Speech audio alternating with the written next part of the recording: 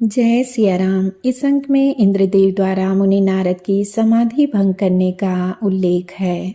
हिमगिरि गुहा एक अति पावनी, बह समीप सुर सरी सुहावनी। आश्रम परम पुनीत सुहावा, देखी देव ऋषि मन अति भावा। हिमालय पर्वत में एक बड़ी पवित्र गुफा थी। उसके समीप ही सुंदर गंगा जी बहती थीं। वह परम पवित्र सुंदर आश्रम देखने पर नारद जी के मन को बहुत ही सुहावना लगा। निरखी सैल सरी विपिन विभागा, भयउ रमापति पद अनुरागा। सुमिरत हरि श्राप गति बाधी, सहज विमल मन लागी समाधि। पर्वत, नदी और वन के सुंदर विभागों को देखकर नारद जी का लक्ष्मीकांत भगवान के चरणों में प्रेम हो गया।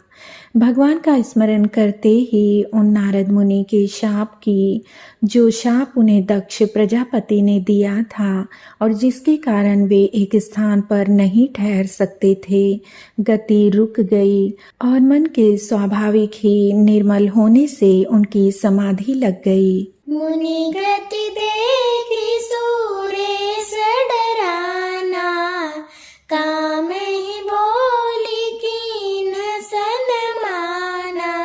सहित सहाय जाहु मम हेतु, चले हर्षिया जलचर केतु। नारद मुनि की यह तपोमयी स्थिति देखकर देवराज इंद्र डर गया। उसने कामदेव को बुलाकर उसका आदर सत्कार किया और कहा कि मेरे हित के लिए तुम अपने सहायकों सहित नारद की समाधि भंग करने को जाओ। यह सुनकर मेनध्वज कामदेव मन में प्रसन्न होकर चला। सुना सिर मन महुअसि त्रासा, चहत देव ऋषि मम पुर बासा। जे कामी लोलुप जग माही, कुटिल काकई सबहि डराही।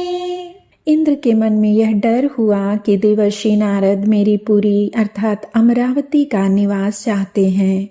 जगत में जो कामी और लोभी होते हैं वे कुटिल कौवे की तरह सबसे डरते हैं। सुख हाड़ ले भाग सठ, स्वान निरखी मृगराज।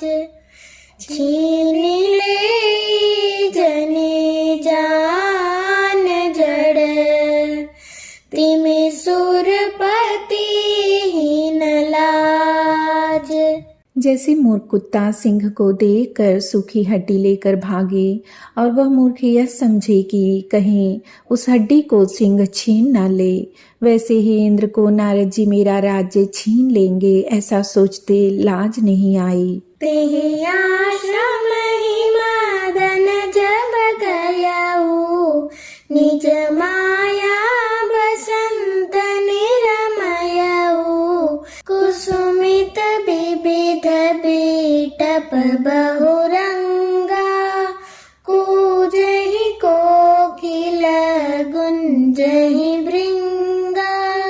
जब कामदेव उस आश्रम में गया तब उसने अपनी माया से वहां वसंत ऋतु को उत्पन्न किया। तरह तरह के वृक्षों पर रंग बिरंगे फूल खिल गए, उन पर कोयलें कूकने लगी और भौरे गुंजार करने लगे। चली सुहावनी त्रिविध बयारी, काम कृसानु बढ़ावन हारी। रंभादिक सुर नारी नबीना, सकल समसर कला प्रवीणा। कामाग्नि को भड़काने वाली 3 प्रकार की शीतल मंद और सुगंध सुहावनी हवा चलने लगी। रंभा आदि नवयुवती देवांगनाएं जो सब की सब काम कला में निपुण थीं, करहि गान बहुतान तरंगा, बहुविधि क्रीडहि पानी पतंगा, देखि सहाय मदन हर्षाना, कीन्हे पुनि प्रपंच विधि नाना।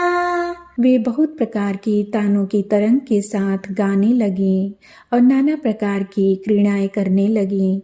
कामदेव अपने सहायकों को देखकर बहुत प्रसन्न हुआ और फिर उसने नाना प्रकार के माया जाल किए।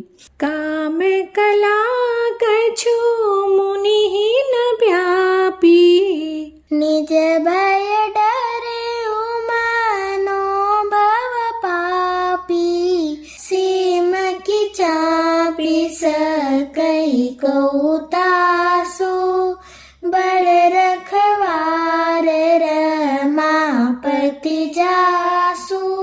परंतु कामदेव की कोई भी कला मुनि पर असर न कर सकी। तब तो पापी कामदेव अपने ही नाश के भय से डर गया। लक्ष्मीपति भगवान जिसके बड़े रक्षक हों, भला उसकी सीमा अर्थात मर्यादा को कोई दबा सकता है। सहित सहाय सभीत अति, मानिहारी मन मैन, गहे सिचाई मुनि चरण तब, कही सुठियारत बैन।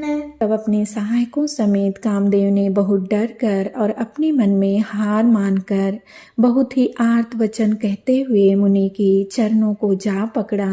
भयउ न नारद मन कछु रोषा, कही प्रिय बचन काम परितोषा, नाई चरण सिरुआय सुपाई, गयउ मदन तब सहित सहाई। नारद जी के मन में कुछ भी क्रोध न आया। उन्होंने प्रिय वचन कहकर कामदेव का समाधान किया।